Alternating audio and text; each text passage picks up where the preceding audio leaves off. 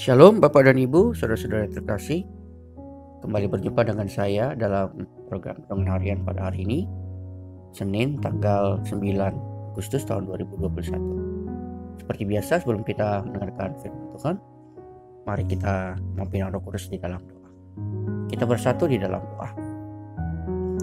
Ya Bapa yang terkasih di dalam Tuhan kami Yesus Kristus, kami ucap syukur kepadamu ya Tuhan untuk satu malam yang sudah boleh kami lewati dalam peristirahatan kami. Dan saat ini Bapak, kami telah bangun dalam keadaan baik dan sehat untuk memulai segala pekerjaan kita kami pada hari ini. Dan sebelumnya Tuhan, kami mendengarkan firman Tuhan yang akan boleh menjadi kekuatan di dalam hidup kami. Berikanlah kami hikmat dan kekuatan agar kami dapat boleh mengerti apa maksud dari firman Tuhan pada hari ini, dan kami dapat melakukannya di dalam kehidupan kami setiap hari. Bersabarlah Tuhan kepada kami semua, kami sedia untuk mendengarkannya. Di dalam nama Tuhan kami Yesus Kristus, kami sudah berdoa. Amin. Baik, Bapak Ibu saudara-saudara yang terkasih, firman Tuhan yang akan saya bacakan sebagai dasar perenungan kita pada pagi hari ini terambil dari Injil Yohanes pasal yang ke-6 ayat yang ke-40 sampai dengan 42, dan dilanjutkan pada ayat yang ke-51 sampai dengan ayat yang ke-52. Demikian firman Tuhan itu untuk kita dengarkan bersama. Sebab inilah kehendak Bapakku, yaitu supaya setiap orang yang melihat Anak dan yang percaya kepadanya beroleh hidup yang kekal, dan supaya aku membangkitkannya pada akhir zaman. Maka bersungut-sungutlah orang Yahudi tentang dia, karena ia telah mengatakan, akulah roti yang telah turun dari surga. Kata mereka, bukankah ia ini Yesus anak Yusuf, yang ibu bapanya kita kenal? Bagaimana ia dapat berkata, aku telah turun dari surga? Ayat yang ke-51 dan 52. Akulah roti hidup yang telah turun dari surga. Jika seorang makan dari roti ini, ia akan hidup selama-lamanya. Dan roti yang kuberikan itu ialah dagingku yang akan kuberikan untuk hidup dunia. Orang-orang Yahudi bertengkar antara sesama mereka dan berkata, bagaimana ia ini dapat memberikan dagingnya kepada kita untuk dimakan? Demikian juga pembacaan firman Tuhan yang berbahagia adalah kita semua yang tidak hanya mendengarkan tetapi yang juga mempercayainya serta melakukannya di dalam kehidupan kita setiap hari. Amin. Bapak Ibu saudara-saudara terkasih, saya berikan tema kecil dalam renungan pada hari ini, yaitu penolakan orang Yahudi terhadap Tuhan Yesus. Saya ulangi, penolakan orang Yahudi terhadap Tuhan Yesus.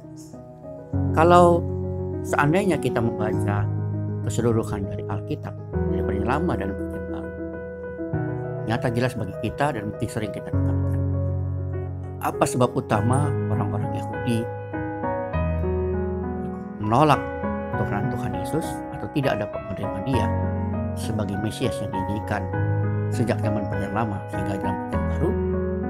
Jawabannya adalah karena mereka tidak dapat menerima keberadaan atau keadaan Tuhan Yesus yang datang sebagai anak tukang kayu, sebagai orang yang sederhana, yang tidak seperti raja-raja dalam bayangan orang Yahudi, yang datang dalam kesederhanaan hanya dengan 12 orang murid dan seolah-olah tidak punya kuasa apa-apa.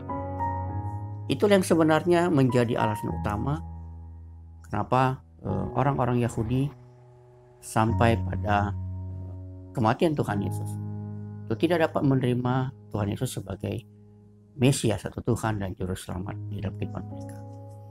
Padahal seandainya kalau mereka tahu bahwa Tuhan Yesus itu benar-benar adalah Mesias, dan dalam bagian ini adalah benar-benar roti hidup yang dijanjikan, yang dimaksudkan, dan yang dapat memberikan hidup yang kekal, maka pasti ceritanya akan berbeda.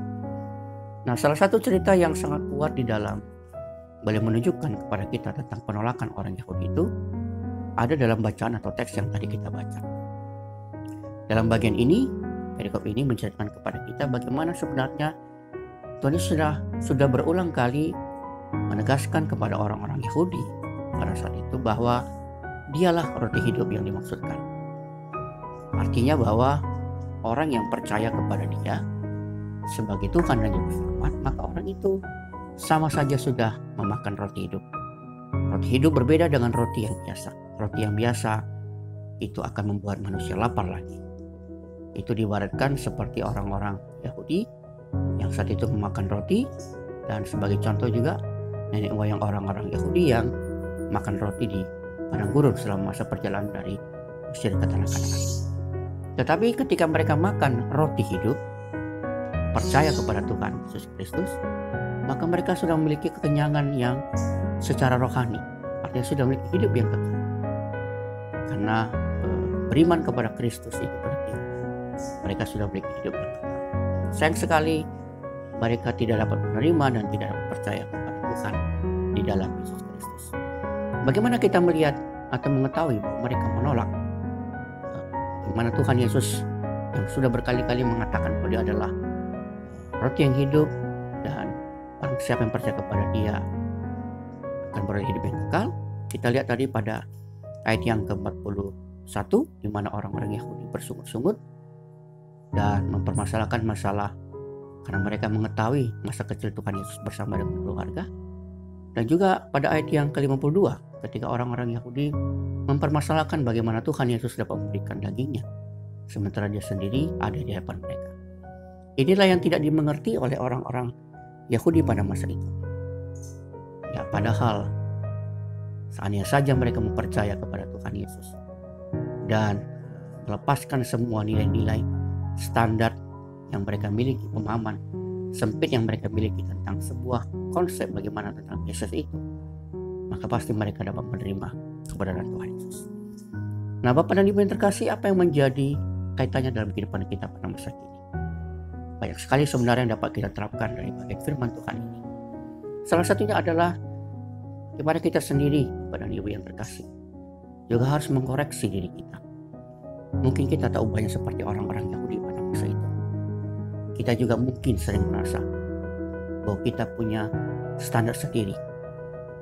Ya, kita punya nilai sendiri untuk menilai pekerjaan Tuhan, menilai seseorang yang diutus oleh Tuhan, menilai sebuah standar gereja atau pelayanan yang seperti yang kita inginkan atau kita mau. Padahal mungkin bukan tentang apa yang kita pikirkan yang berlaku, tetapi tentang apa yang kita pikirkan. Orang-orang Yahudi menginginkan Yesus itu datang sebagaimana yang mereka pikirkan. Mereka punya standar sendiri untuk menilai seseorang itu apakah bisa atau tidak. Tapi ketika yang datang adalah seorang Tuhan Yesus, maka mereka menolaknya. Kita juga dengan kita seringkali mungkin punya standar yang kita buat sendiri dengan ukuran manusia, dengan apa yang kita pikirkan benar. Padahal Tuhan punya standar yang lain. Tuhan mengutus siapa saja, Tuhan bisa memakai apa saja dalam kehidupan kita. Bahkan mungkin dari orang-orang yang tidak kita sangka, orang-orang yang mungkin kita anggap tidak pantas, orang-orang yang mungkin tidak kita duga sebagai perpanjangan tangannya. Dan itu adalah utusan Tuhan di dalam kehidupan kita. Bapak dan Ibu yang terkasih, mari kita belajar untuk boleh melepaskan diri kita. Yang terutama adalah mari kita percaya kepada Tuhan Yesus sebagai roti yang hidup itu. Karena ketika kita percaya dan makan roti yang hidup itu, maka itu sudah sama artinya kita beroleh hidup yang kekal. Dan firman Tuhan pada hari sungguh-sungguh dapat kita mengerti, yang dapat kita lakukan dalam kehidupan kita setiap hari. Amin. Kita kembali bersatu dalam Bapa, terima kasih untuk firman Tuhan yang boleh kami dengarkan. Sertai kami sepanjang hari ini, sertai kami dalam pekerjaan dan usaha yang kami lakukan. Berkati kami, berkati seluruh anggota keluarga kami di mana mereka berada. Kami khawatir ya Tuhan terhadap penyebaran sakit penyakit, terutama pandemi COVID-19 pada saat ini. Tapi kami percaya Tuhan akan menyertai, berikan kami perlindungan Tuhan, dan menjauhkan kami dari apa yang tidak kami inginkan. Besertalah dengan kami Tuhan. Terima kasih Bapa, inilah doa dan syukur kami Tuhan kepada. Di dalam nama Tuhan kami Yesus Kristus, kami sudah berdoa. Amin. Shalom Bapak Ibu, selamat pagi, Tuhan berkati.